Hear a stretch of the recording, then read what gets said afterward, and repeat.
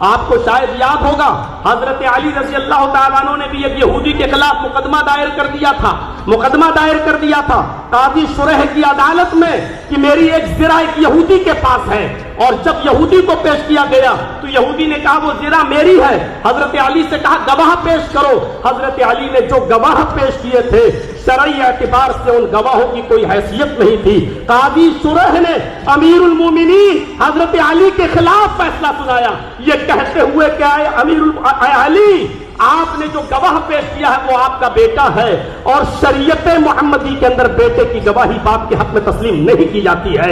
اے علی، آپ نے دوسرا گواہ اپنا غلام پیش کیا ہے، غلام کی گواہی بھی مالک کے حق میں آقا کے حق میں قبول نہیں کی جاتی ہے، لہذا یہ زرہ کا مالک یہودی ہے۔ حضرت علی کے خلاف فیصلہ سنایا۔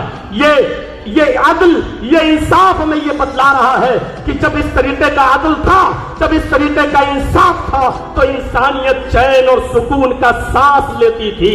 یقیناً آج عدل و انصاف ہمارے معاشرے سے ختم ہوتا چلا جا رہا ہے۔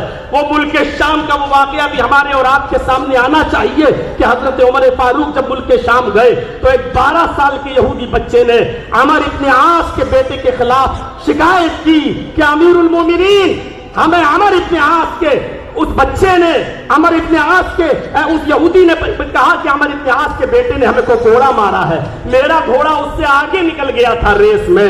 حضرت عمر فاروق نے یہ سنا تو فوراً غصے سے لال پیلے ہوئے حضرت عمر ابن عاص سے کہا کہ یہ کیا ہو رہا ہے؟ فوراً بلایا گیا۔ بیٹے نے، عمر ابن عاص کے بیٹے نے اپنا جرم کا اقبال کیا اور اس یہودی بچے سے کہا کہ تو بھی اپنا انتقام لے لے۔ ہماری حکومت، ہماری خلافت، ہماری چودراہٹ، سب کچھ ہونے کے باوجود خود عمر ابن عاص کے بیٹے کو اس یہودی بچے نے کوڑا لگایا۔ میں علامہ احسان الہی ظہیر کی ایک بار تقریر سن رہا تھا، انہوں نے تو اپنے خطاب کے اندر یہ بھی کہا کہ ایک کوڑا حضرت عمر فاروق نے اپنے خاتم سے کہا کہ عمر ابن عاص کو بھی لگاؤ۔ جب عمر ابن عاص کو کوڑا لگا تو انہوں نے پوچھا کہ مجھے کیوں کوڑا مارا جا رہا ہے، میرا کیا قصور ہے؟ تو فرمایا تمہارا قصور یہ ہے کہ تم نے اپنے بیٹے کو صحیح تربیت نہیں دی ہے۔ اگر تم نے اپنے بیٹے کو صحیح تربیت کی ہوتی تو تمہارا بیٹا ناجائز کسی یہودی بچے کو کوڑا نہیں مارتا۔ یہ تحفظ انسانیت کا میرے بھائیوں وہ دور تھا جب عدل تھا، جب انصاف تھا، تو اس طریقے سے ہمارے معاشرے اور سماج اور سوسائٹی کے اندر انسانیت کا تحفظ تھا۔ آج ذرا آپ اپنے علاقوں میں دیکھیں، اپنے ملک کی بات تو چھوڑ دیجئے، کسی ایک چھوٹی بستی کے اندر بھی آپ کو عدل کے یہ نمونے نہیں ملیں گے، عدل کی یہ چیزیں آپ کے سامنے نہیں آئیں گی۔ قرآن کریم تحفظ انسانیت کے سلسلے میں اتنی عظیم بات کہتا ہے۔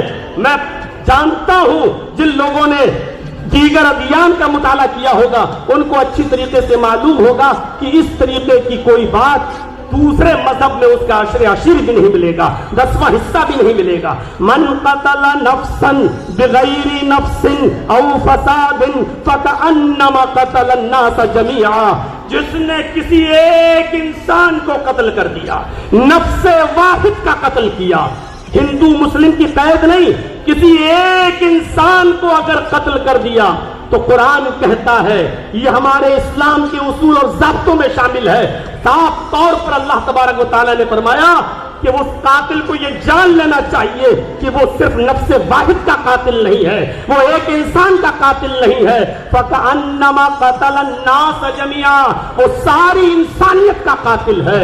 ذرا تصور کریں، اس سے اگر مسئلے نکالے تو بہت کچھ نکالے جا سکتے ہیں۔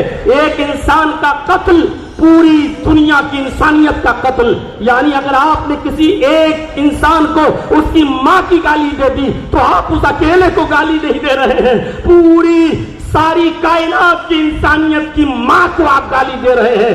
اگر آپ نے کسی ایک انسان کو ستایا تو ساری کائنات کے انسانوں کو آپ ستا رہے ہیں۔ یہ ہے اسلام کا تحفظ انسانیت کا نظام۔ انسانیت کو اتنا زیادہ عروج دیا ہے اور اتنا زیادہ اہمیت کی ہے کہ ہر انسان کو سوچنا چاہیے، جب ماحول خراب ہوتے ہیں تو جنگیں بھی ہوتی ہیں۔